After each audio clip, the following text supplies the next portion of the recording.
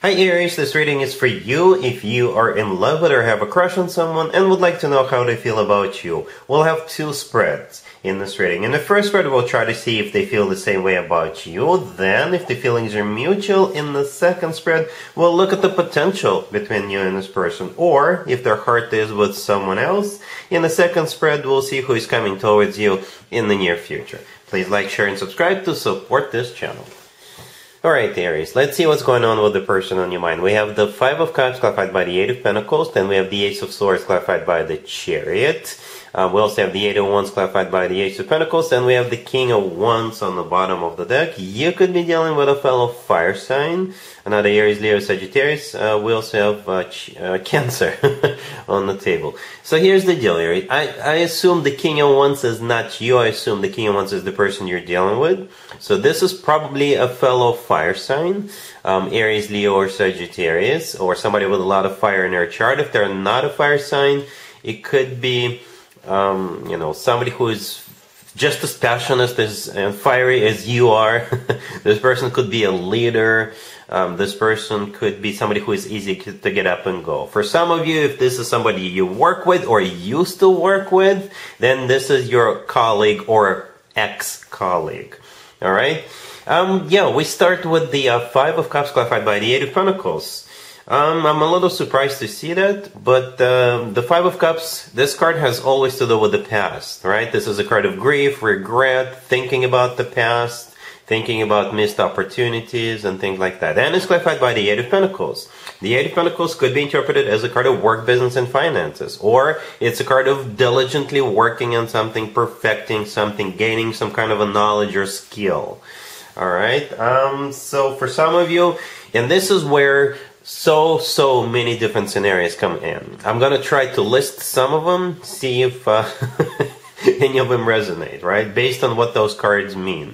For some of you, perhaps this person regrets not spending enough time with you or not paying attention to you because they were busy working, because work there was a priority for them. They were busy making money, busy working. Or for some of you, perhaps you used to work with this person, okay, but they never made a move because they were shy or because they thought it was inappropriate, and they never made the move. For others of you, it could be actually the other way around. Perhaps this person was just too relaxed. They took you for granted, but in reality, they should have worked on this connection, or they should have worked on themselves. Okay? Perhaps you really like this person, but they were not really up to your standards. You like this person, but not up to your standard. And there's absolutely nothing wrong with having standards. I always promote having standards, as a matter of fact. Whatever the case, you're about to hear from this person. Not just hear from this person, you're about to see them. I don't mean to spook you, I don't mean to scare you, but I think they're literally about to show up. Alright? I think they're literally about to show up. What's interesting about the next four cards, right? We have the Ace of Swords clarified by the Chariot and the Eight of Wands clarified by the Ace of Pentacles. Right? We have two aces and two fastest cards in the deck, right? The Chariot and the Eight of Wands are the two fastest cards in the deck. And you see how they're like vice versa, so to speak. At first we have an ace clarified by one of the fastest cards in the deck, and the next combo is the fastest card, another fastest card in the deck clarified by another ace. Okay, so this is talking about the same thing. When something like this happens, this is just a way of the universe to show, yes, this person is about to show up, and they're about to make you a very serious offer, and they're about to have a very straightforward, very direct conversation with you. Because that's what the Ace of Swords is, a very straightforward, very direct, very honest conversation. Alright, the Chariot could be a Cancer again, but I think they're literally about to show up, or they want to maybe go somewhere with you. Alright, or both, right? The Eight of Wands, clarified by the Ace of Pentacles, same thing, right? They're about to show up, or they're about to, offer to go somewhere together. And with the Ace of Pentacles, it's similar to the Ace of Swords, right? Because we ran out of Aces of Swords. But this is, again, it's just a confirmation from the universe that, yes, you have a very serious conversation coming your way, and they're going to be talking business, right? The Ace of Pentacles is a card that usually comes from somebody who is ready to start a family, ready to get serious, ready to maybe change their life, okay, or something like that. So yeah, prepare yourself, Aries. You've got this person. I think they will literally show up. They may let you know that they're coming, right? So you're not surprised, so they don't show up unannounced, but who knows? Who knows? But you're definitely about to have a conversation with them. All right, so let's take a look at the potential between you and this person real quick. Here's the potential, Aries, between you and the person we saw in the previous spread, that King of Wands. We have Death, the Wheel of Fortune clarified by the Four of Wands. We have the Sun and the Ace of Wands on the bottom of the deck.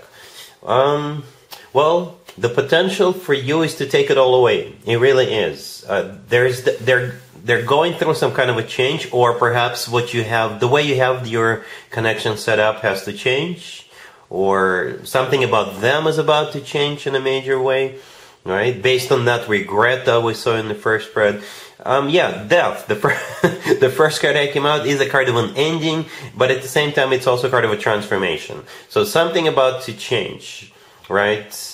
And I think that's what that conversation that I was mentioning during the first spread, that's what that conversation is going to be about, right? Something is about to change with that Death card. And it's kind of symbolic. You see on the right side of the Death card, on the right side in the middle of the Death card, we have the sunrise. We have a rising sun. And the card right next to the deck is the sun. Very symbolic.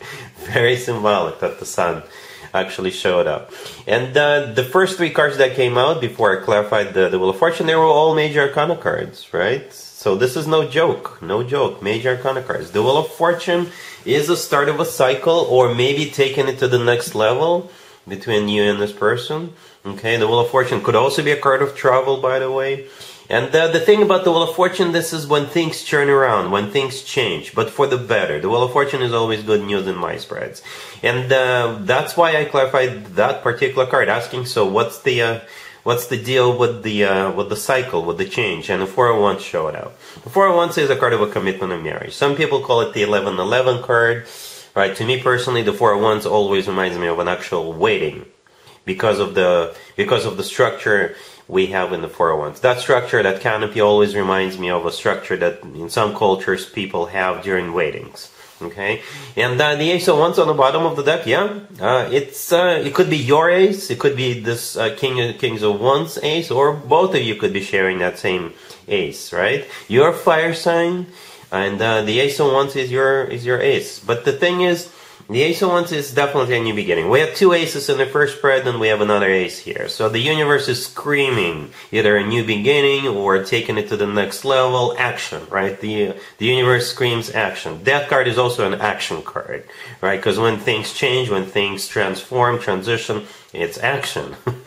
It's definitely taking action. And yeah, the Sun could be a Leo, but the Sun is the happiest card in the deck.